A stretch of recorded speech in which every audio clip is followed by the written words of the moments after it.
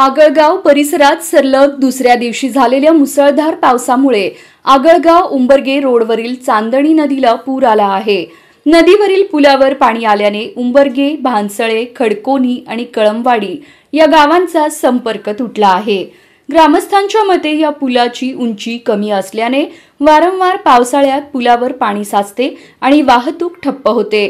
त्यामुळे पुलाची उंची वाढवण्याची मागणी ग्रामस्थांकडून सातत्याने होत आहे। पूरस्थितीमुळे उंबरगे, खडकोनी आणि भानसळे येथील सुमारे 50 ते 60 विद्यार्थी शाळेत जाऊ शकले नाहीत। सलग 2 दिवस शाळा बंद राहिल्याने विद्यार्थ्यांचे शैक्षणिक नुकसान होत आहे।